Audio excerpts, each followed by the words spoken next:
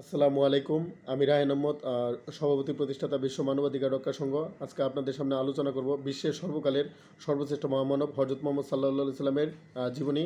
হজরত মোহাম্মদ সাল্লাম বিদায় হজের ভাষণ দিয়েছিলেন। সূরা আন-নাসর নাজিল হওয়ার পর হজরত মোহাম্মদ সাল্লাম বুঝতে পারলেন যে তার জীবন প্রায় শেষ। তাই তিনি 632 খ্রিস্টাব্দে 10ম হিজরি 23শে ফেব্রুয়ারি লক্ষাধিক সাহাবীকে সাথে নিয়ে হজ করতে মক্কা অভিমুখে রওনা দিলেন। একে বিদায় হজ বলা হয়। হজরত মোহাম্মদ সাল্লাম 9 জিল হজ আরাফাতের ময়দানে উপস্থিত জনসমুদ্রের সামনে যে ভাষণ দেন তাকে বিদায় হজের ভাষণ বলা হয়।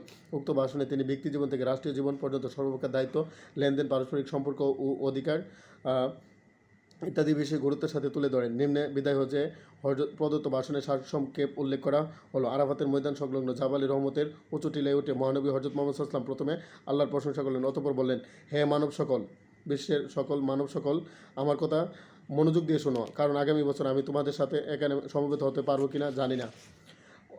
আজকের এ দিন, এই স্থান, এ মাস যেমন পবিত্র, তেমনি তোমাদের জীবন ও সম্পদ পরস্পরের নিকট পবিত্র। মনে রাখবে, অবশ্যই একদিন সকলকে আল্লাহর সামনে উপস্থিত হতে হবে। সেদিন সকলকে নিজ নিজ কাজের হিসাব দিতে হবে। হে বিশ্বাসীগণ, স্ত্রীদের সাথে সদয় ব্যবহার করবে।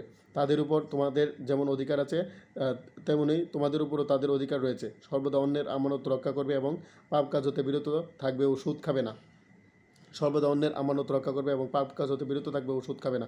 আল্লাহর সাথে কাউকে শরিক করো না, আর অন্যায়ভাবে একে অন্যকে হত্যা করো না। মনে রেখো, দেশ, বর্ণ, বিশ্বের সকল দেশ, বর্ণ, গোত্র, সম্প্রদায় নির্বিশেষে সকল মুসলমান সমান। আজ হতে বংশগত শ্রেষ্ঠত্ব বিলুপ্ত হলো।